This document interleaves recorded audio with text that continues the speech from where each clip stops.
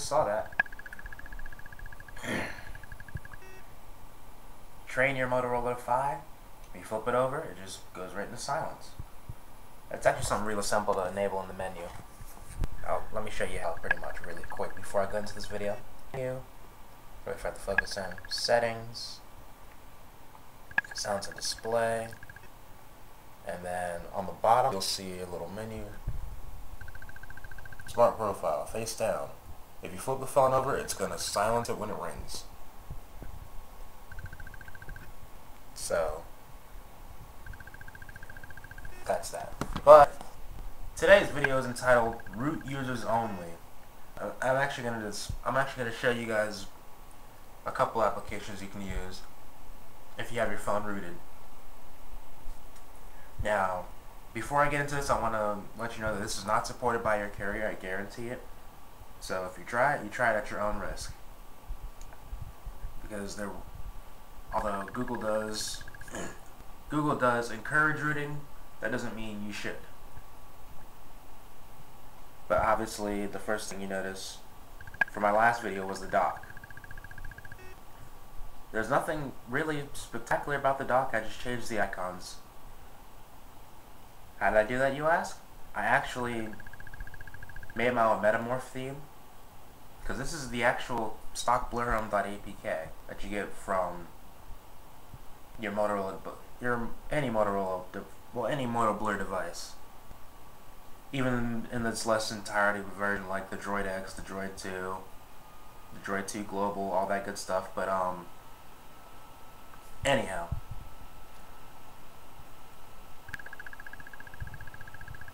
All I basically did was just change in the APK what icons look like what.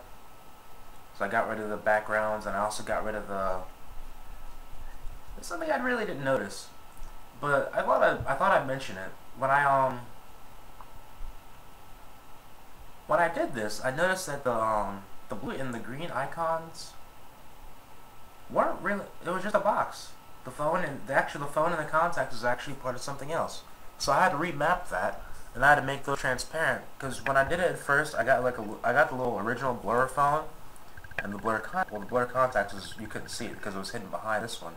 But the blur phone was kind of there, which is kind of awkward.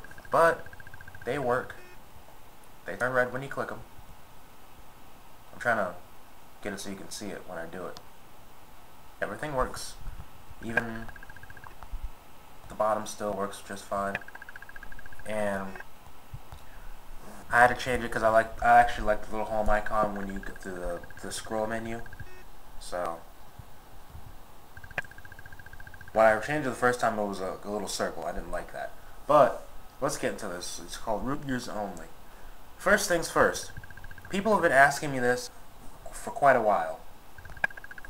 What do you use to make your phone faster? What do you use to make your phone faster? Now, anybody who knows anything about this the PI OMAP 3600 series mobile processors, the only major differences between 10 through 40 is the second core. The processing core is pretty much identical. They're all 720 megahertz chips, except for the 40. I think that's actually a 1.0. That's a 1.0. But they're actually overclocked from the factory. Like in the Defy, it's overclocked to 800 megahertz. The Droid 2 and Droid X using the 3630 is actually overclocked to 1 gigahertz. But and the Droid 2 Global, which I'm surprised they didn't use the 3640 chip and overclock that to 1.2, but they actually took the 3630 and overclocked it to 1.2, which really isn't hard. There's a program in the market called Milestone Root. Let me change the auto rotation. And you can get it to apply when the phone boots up. I'm sorry about the autofocus. It's been kind of screwy today. I don't understand why. Let me try something.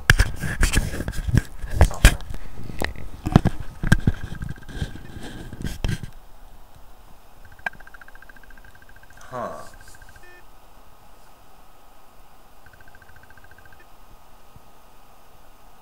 Let's try this.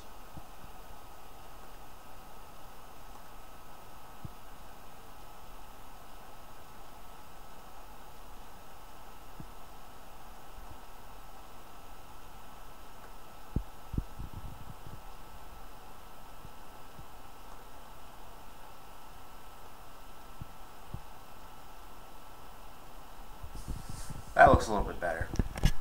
But anyways, this program requires you to have root access. It's pretty simple to use. You just pick your frequency, which it's going to detect the maximum frequency supported by the processor, starting at, well, when it runs, it's going to detect the maximum frequency. You can do 1 gigahertz, 600 megahertz, which I don't know why you want to underclock it, 800 megahertz, which is the stock, which is the default, 1 gigahertz, obviously again, and 1.2, and then you can have it automatically start when the phone boots up. So I'd give that a try. I mean, it's pretty decent. Now, if you want to see it in action, first let me go into the task manager and get rid of some unnecessary programs before I run this.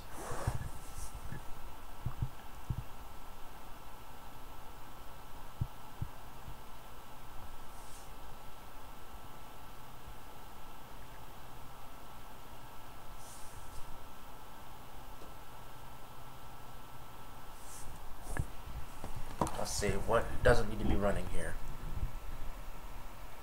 That doesn't. Nor does that. Or you. I can go ahead and close that for now.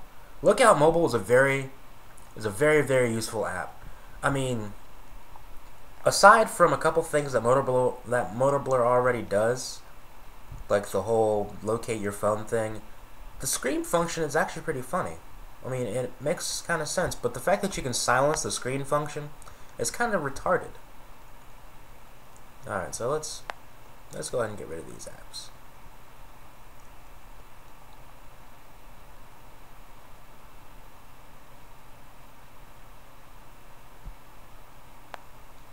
I'll go ahead and get rid of Quick System Info Pro 2 because I don't need that on. And we'll go ahead and kill the toggle widgets.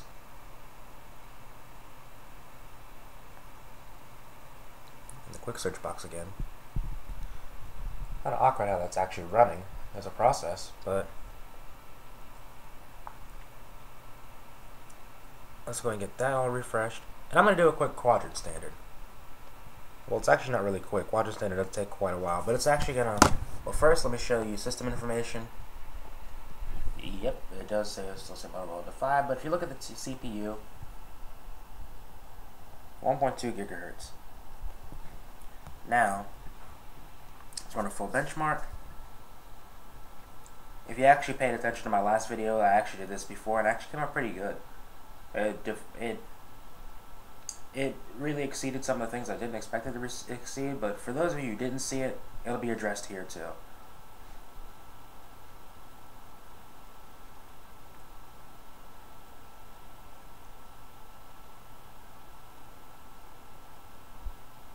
Why is my camera so blurry today?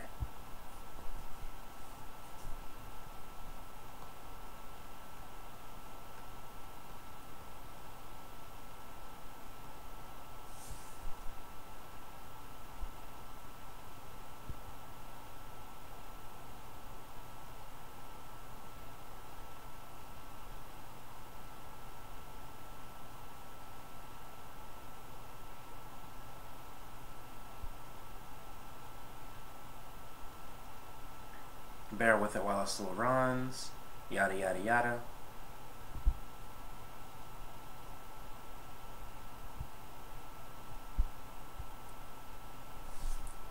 Alright, so let's go ahead and submit that. And where do we get? What do we get? What do we get?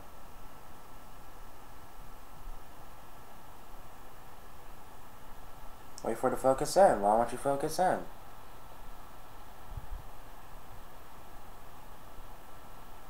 That's weird. Oh, property. Autofocus is off. That's why.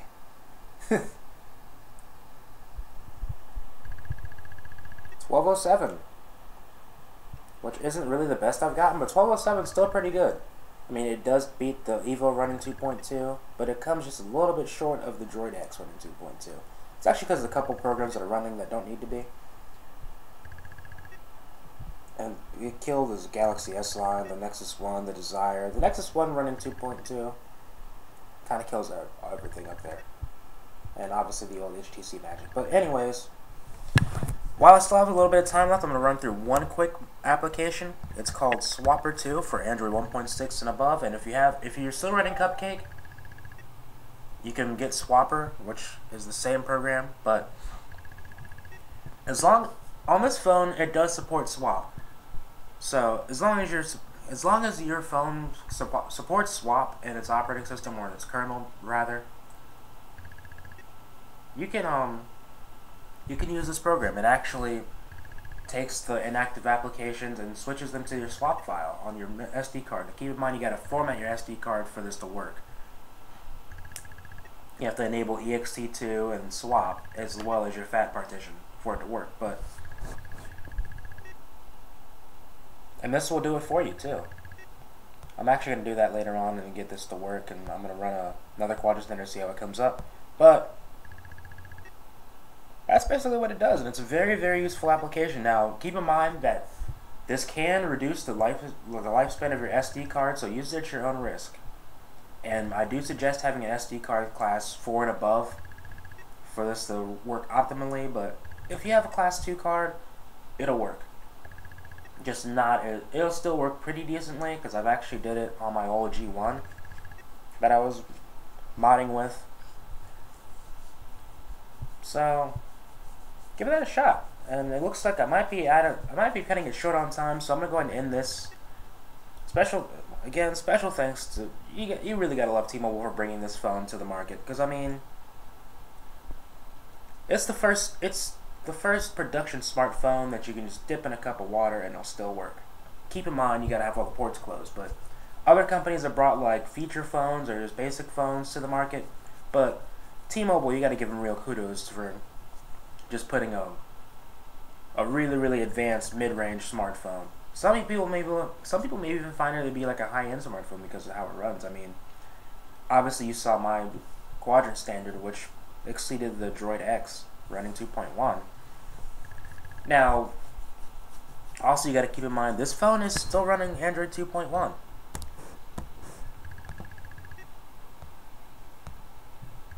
Okay.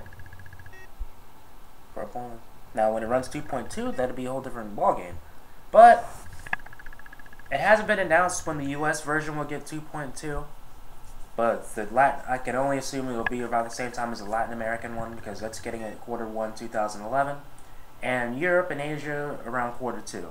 So that's all the time I got for now, folks. Stay tuned for more Defy Your Life videos about the Motorola Defy, offered on T-Mobile.